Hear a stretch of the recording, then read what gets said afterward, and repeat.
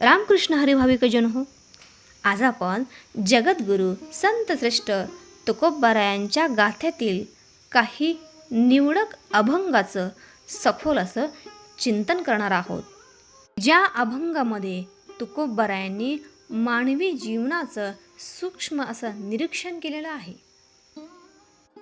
या अभंगामध्ये तुकोबारायांनी त्या अविश्वासू पतींना अतिशय वास्तवावर आधारलेला असा मार्मिक टोमणा मारला आहे.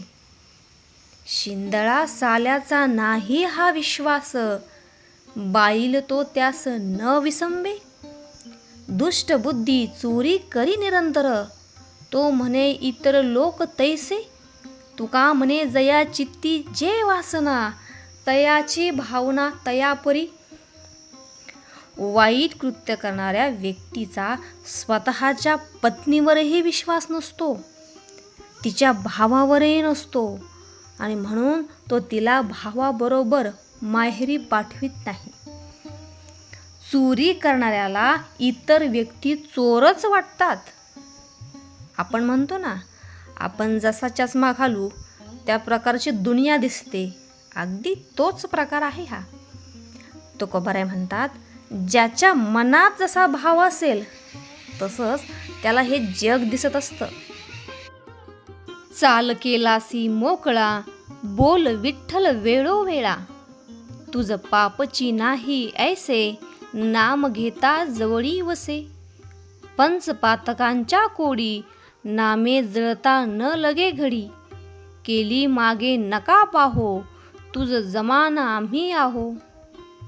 करी तुझसी करवती, आनिक नामे घेऊ किती.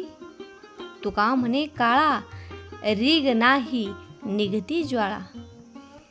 याचा अर्थ असा की विठ्ठलाच्या नामस्मरणाने तुला पापातून रिकाम केलं आहे. आता तरी तू विठ्ठलाचे नामस्मरण करीत राहा. अखंड नामस्मरण करीत असताना तुझ्याकडे जे पाप आहे ते जळणार आहे.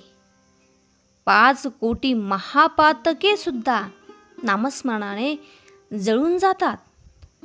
यापुढे तू कितीही पापे केलीस तरी नामस्मरणाने ती नष्ट होतील, आणि याची जबाबदारी तुकोबाराय घेत आहेत. नामस्मरणाने नष्ट होणारी हजारो पापे आहेत, त्यांची किती नावं मी सांगू, असं तुकोबाराय म्हणतात. नामस्मरणाने निर्माण होणाऱ्या अग्नीमध्ये महापातके जाळण्याची सामर्थ्य आहे. सद्गुरू श्री ब्रह्मचैतन्य महाराज गोंदवलेकर यांनी देखील आपल्या प्रवचनाच्या माध्यमातून नामस्मरणाचं महत्त्व सांगितलंय. त्यांनी जीवनात नामाला इतकं महत्त्व दिलं की नाम सोडून त्यांनी दुसरं काही सांगितलंच नाही. एका प्रवचनामध्ये ब्रह्मचैतन्य महाराज गोंदवलेकर म्हणतात की दानात दान अन्नदान, उपासनेत उपासना सगुणाची उपासना, आणि साधनात साधन नामस्मरण. किती किती सांगावं महाराजांनी. एकदा सद्गुरू श्री ब्रह्मचैतन्य महाराज गोंदवलेकर यांचं प्रवचनांचं पुस्तक अवश्य वाचा. पुढील अभंग. बाळबापा म्हणे काका, तरी का निप्राद पारिखा. जैसा तैसा भाव गोड, पूर्वी कोड विठ्ठल. साखरेसी म्हणता धोंडा, तरी का तोंडा न रुचे. तुका म्हणे आरुष बोल, नव्हे फुल आहाच. अर्थात लहान मूल अज्ञानामुळं बापाला काका म्हणतं, म्हणून काय त्या बापाचं प्रेम कमी होत असतं. अगदी त्याचप्रमाणे भक्त अशाच प्रेमानं देवाचं नामस्मरण करत असतो. वेडेवाकडे जरी त्याचे बोल असतील तरी त्या भक्ताचे बोल देवाला आवडतातच. ज्याप्रमाणे खडी साखर दगड समजून जरी तोंडात घातली तरी गोडच लागणार, त्याचप्रमाणे देव कोणत्याही भक्ताची इच्छापूर्ती करतोच. तुकोबाराय म्हणतात, भक्तिपूर्ण वेड्या वाकड्या शब्दात केलेलं नामस्मरण कधीही वाया जात नाही. तुकोबराय आपल्या एका अभंगामध्ये म्हणतात, नये जरी तुझं मधुर उत्तर, दिदला सुस्वर नाही देवे. नाही तयाविन भुकेला विठ्ठल, येईल तैसा बोल रामकृष्ण.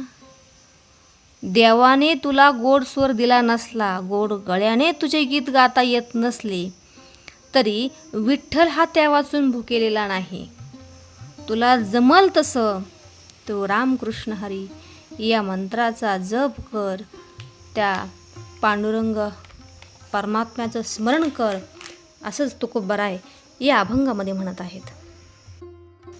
चित्ती नाही ते जवळी असोनी काय, वत्स सांडी मायतेने न्याय. प्रीतीचा तो वायू गोड लागे मात, जरी जाय चित्त मुळोनिया. तुका म्हणे अवघे फिके भावाविन, मीठ नाही अन्न तेने न्याय. जे मनी नाही, जे मनामध्ये नाही, ते जवळ असून काय उपयोग. गाय ज्याप्रमाणे वासरू मोठं झाल्यावर त्याच्याकडं फारसं लक्ष देत नाही, अंतर्यामी जिव्हाळा असलेल्या दोन अंतरंगातील व्यक्ती एकमेकांपासून दूर असल्या तरी त्यांच्यामध्ये प्रेम असतं. तुकोबाराय म्हणतात की अन्न जसे मिठा वाचून बेचव वाटते, तसे चित्तामध्ये भक्तिभाव नसेल तर परमार्थ होणे कठीण आहे. काय काशी करती गंगा, भीतरी चांगा नाही तो.